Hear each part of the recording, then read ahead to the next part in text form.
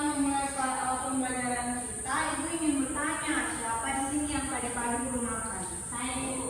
Kenapa belum makan, Esther? Tidak ada tahu.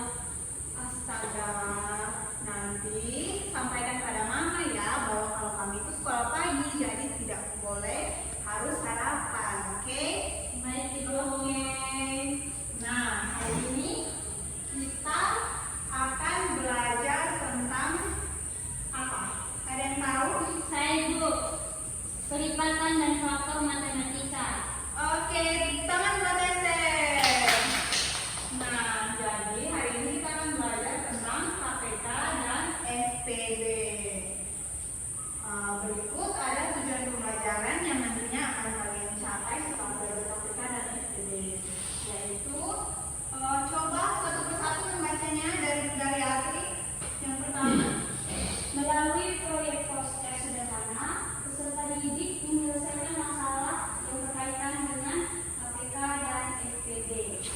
cek lagi. Melalui KPD dan Melalui FPB dan diskusi kelompok ini menentukan faktor persekutuan pada saat atau FPB dari dua atau lebih bilangan digunakan metode kelompok. Nah, berarti kalian sudah tahu ya bahwa hari ini kita akan belajar. Setelah belajar, kita akan membuat sebuah proyek, oke?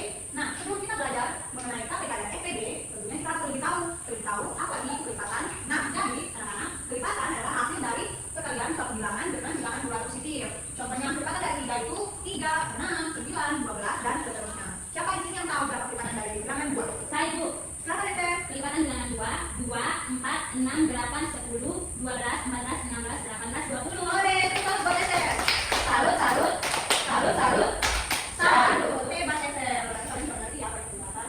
Nah, yang berikut ada contoh kelipatan persekutuan. Di sini ada bilangan contoh kelipatan persekutuan dari bilangan 2 dan bilangan 5. Untuk mencari kelipatan persekutuan dua bilangan, sebelum itu kita harus mencari tahu kelipatan dari kedua bilangan tersebut. Nah, ini merupakan kelipatan dari bilangan 2, kemudian kelipatan dari bilangan 5. Kemudian kita ambil bilangan yang sama dari bilangan 2 dan 5, yaitu bilangan 10 dan bilangan 20. Jadi kelipatan persekutuan dari bilangan 2 dan 5 itu berapa kan?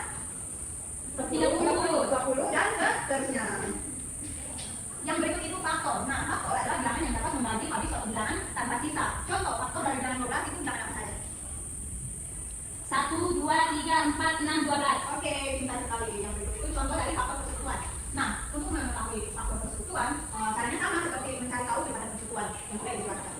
Yang berikut itu ada menentukan KPK. Nah, ini merupakan ada beberapa langkah untuk menentukan KPK. Yang pertama itu mencari fakultasi prima dari masing-masing bilangan, dan yang kedua itu memilih faktor dengan pangkat yang besar, yaitu mengalihkan hasilnya. Yang berikut itu menentukan SPD. Nah, untuk menentukan SPD, langkah pertama itu sama seperti menentukan KPK, yaitu mencari fakultasi prima dari masing-masing bilangan. Kemudian kita memilih faktor yang sama, tapi dengan pangkat yang lebih kecil. Kemudian kita mengalihkan hasilnya.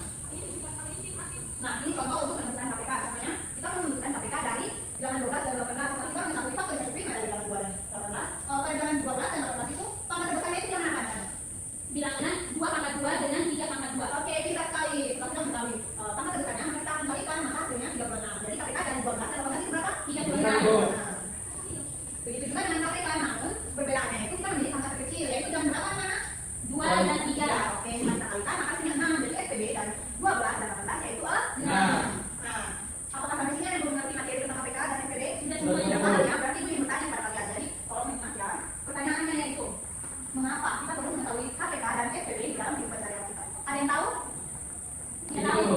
Oke, tidak tahu ya. Jadi, KPK dan SPD itu penting untuk kita belajar karena berguna juga untuk kehidupan dalam menyelesaikan masalah-masalah dalam kehidupan kita seperti membuat jadwal, menyusun barang, itu kita menggunakan rumus KPK dan SPD.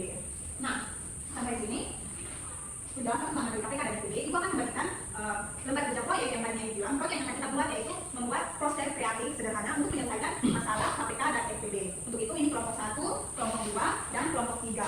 Waktu pengerjaan proyeknya itu cuma 15 menit ya, karena proyeknya itu tidak terlalu sulit karena cuma membuat poster. Yang akan dinilai yaitu kreativitas, isi poster, dan bagaimana cara kalian mempresentasikannya di depan. Untuk itu sangat membedakan, dan kalau ada kendala bisa mengajukan tangan untuk ibu membantu ya. Kakak, oke, silakan. Sudah, Ibu. Oke, untuk itu persilakan kelompok 1 untuk mempresentasikannya di depan. Kelompok lain ya, untuk menyimak ya. Oke, silakan kelompok 1. Kami dari kelompok 1 akan mempresentasikan hasil kerja kami tentang faktor langkah cerdas menentukan KPK dan SPD. Bisa tunjukkan ke teman-teman contoh poster kali ya. Kelompok 1, teman-teman bisa lihat. Bisa Ibu. Oke,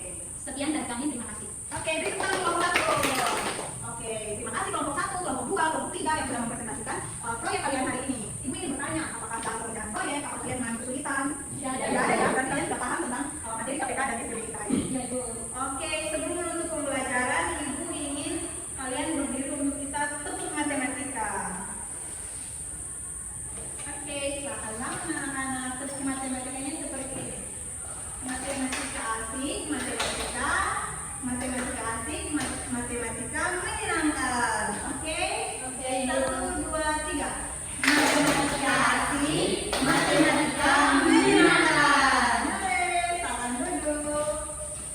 Oke, karena ibu rasa kalian sudah memahami materi dan jangan waktu kita sudah habis, maka tugas rumahnya ibu akan share ke guru kalian, guru kelas kita. Kemudian kalian jangan